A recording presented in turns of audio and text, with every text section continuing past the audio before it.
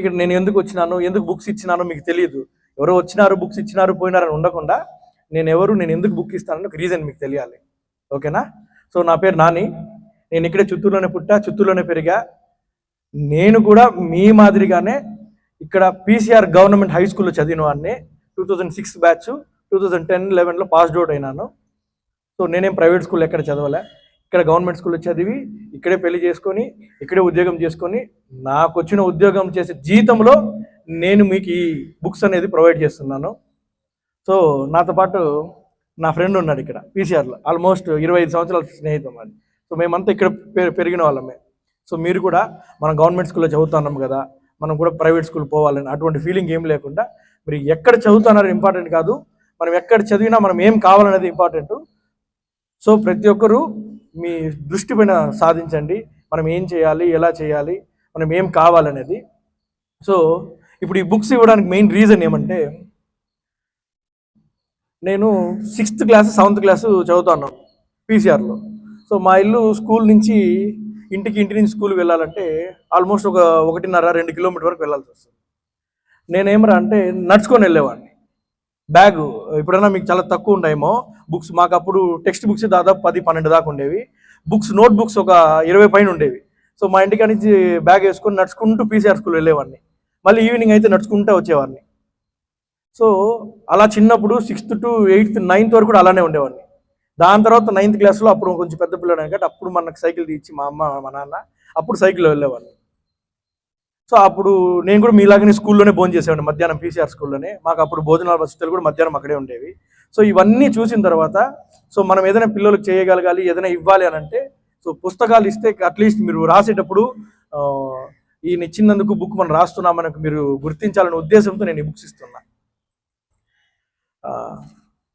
మరలా ఇంకోటి ఏమంటే, మీలో చాలామంది మంచి పోస్ట్ రావాలన్నా, మీరు కొంతమంది టీచర్స్ అవ్వాలనో, కొంతమంది లాయర్ అవ్వాలనో, కొంతమంది డాక్టర్ అవ్వాలనో, కొంతమంది ఐఏఎస్ అవ్వాలనో, కొంతమంది ఐపీఎస్ అవ్వాలనో అంటారు. సో ఇవన్నీ కావాలి, ఇవన్నీ మీరు అవ్వాలంటే ఫస్ట్ మీరు ఏం చేయాలంటే చదవాలి.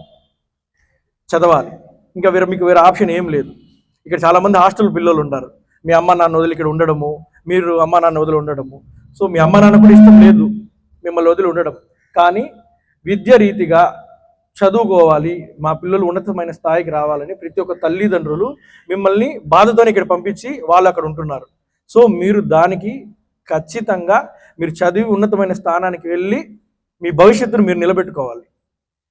ఇదే విధంగా ప్రభుత్వాలు కూడా చాలా ఉన్నాయి, మీకు మధ్యాహ్నం భోజనాల వసతులు, అప్పుడప్పుడు చాలా మంది వచ్చి అలాంటి ఫౌండేషన్స్ వాళ్ళు, ట్రస్ట్ వాళ్ళు, మిగతా వాళ్ళు అన్నదానాలు ఇలా చేస్తూ ఉంటారు. సో ఇవన్నీ మేము చేసే రీజన్ వచ్చి కేవలం మీ భవిష్యత్తు కోసమే. మాకేదో లాభాలు వస్తాయని, మాకేదో వస్తుందనే పేరు కోసమే కాదు, మీ భవిష్యత్తు మీరు బాగుండాలనే ఉద్దేశంతోనే నేను ఈ కార్యక్రమం ఈరోజు తీసుకున్నాను.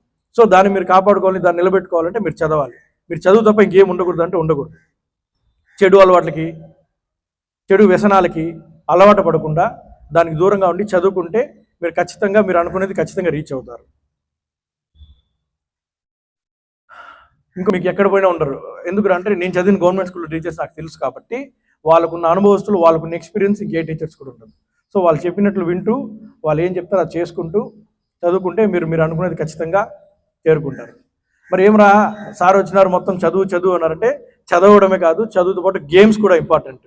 గేమ్స్ మీరు ఇక్కడ క్రికెట్ కానీ, like cultural programme, dance activities కానీ, లేదా చెస్ కానీ, లేదా ఇంకేదైనా రంగాల్లో కూడా మీరు ఖచ్చితంగా పార్టిసిపేట్ అవ్వాలి. ఓన్లీ మీరు చదువు ఉందంటే అదేదో మీకు ఒక బోన్లో పెట్టినట్లు బ్రెయిన్ అంతా ఒకలాగా అయిపోతుంది. సో ఖచ్చితంగా మీరు గేమ్స్లో కూడా పార్టిసిపేట్ చేయాలి. కల్చరల్ ప్రోగ్రామ్స్ కూడా మీరు ఖచ్చితంగా పార్టిసిపేట్ అవ్వాలి. ఒకవేళ మీరు కల్చరల్లో, స్పోర్ట్స్లో మీకు ఇంకేదైనా కూడా వీళ్ళు ఏదైనా అదర్ స్టేట్కో డిస్ట్రిక్ట్కో వెళ్ళాలంటే కూడా సో వీళ్ళకి ఏం కావాలన్నా నా ద్వారా మీరు ప్రొసీడ్ అవ్వచ్చు, నేను మీకు వాళ్ళకి సపోర్ట్ చేయగలుగుతాను, ట్రాన్స్పోర్ట్ ఫెసిలిటీస్. సో మీకు ఏదైనా నేను ఇవ్వగలుగుతాను. సో అటువంటి మీకు ఏం ప్రాబ్లం లేదు. మరి చదువు ఇక్కడ చదువుతారు. స్పోర్ట్స్ అనేది డిస్ట్రిక్ట్ నుంచి స్టేట్ వైడ్ వెళ్ళాల్సి వస్తుంది, స్టేట్ నుంచి ఇండియా వైడ్ వెళ్ళాల్సి వస్తుంది. అప్పుడు ఒకరు ఇద్దరు అయితే ట్రైన్ ఆర్ బస్సు వెళ్ళొచ్చు. సో మొత్తం వెళ్ళాలంటే ఒక సపరేట్గా బస్ పెట్టుకోవాల్సి వస్తుంది. అప్పుడు మీకు ఎటువంటి సదుపాయాలు కావాలన్నా నా ఫౌండేషన్ ద్వారా నేను ఇస్తున్నాను. తర్వాత ఖచ్చితంగా మనం ఎవరికొకరికి సహాయం చేయాలి. సో దాంతో నుంచి వచ్చిన ఆశనే మీకు ఈ పుస్తకాలు ఇవ్వడం. దీంతో పాటు మా నాన్న ఒక 2-3 గుడులు కూడా చెప్పాడు చిత్తూరులో, దాన్ని నిన్ను కట్టి నా పేరు నిలబెట్టాలని. సో ఇలా చేస్తున్న క్రమంలో ఆయన నా పక్కన లేదని నేను చాలా బాధపడ్డా. బట్ ఆయన ఎక్కడున్నా నన్ను చూస్తూ ఉంటాడు, నన్ను ఆశీర్వదిస్తాడని నేను అనుకుంటున్నా. సో మీరు కూడా ఏం చెప్తా అంటే మీ అమ్మ నాన్నని ఇబ్బంది పెట్టద్దండి, బాధ పెట్టద్దండి. వాళ్ళకి మిమ్మల్ని దూరం పెట్టే రీజన్ వచ్చి మీరు చదవాలనే ఉద్దేశంగా మీరు చదవండి. చదివి వాళ్ళ కళలను నెరవేరుస్తూ మీ కళలను నెరవేర్చుకోండి. ఖచ్చితంగా మీరు అనుకునేది ఖచ్చితంగా చేస్తారు. 73 నుంచి ఉంది. అందరూ మీలాగా ఇక్కడ కూర్చొని ఇక్కడ భోజనాలు చేసి ఇక్కడ ఉండి పోయినాలే తప్ప. సో అలా మీరు కూడా అవ్వాలంటే మీరు చదవాలి. జస్ట్ 4 to 5 years, 6వ తరగతి నుంచి 10వ తరగతి చదివితే 10th కంప్లీట్ అయిపోతుంది. 10th కంప్లీట్ అయిన తర్వాత ఇంటర్, డిగ్రీ, దాని తర్వాత చాలా ఈజీగా ఉంటుంది మీకు.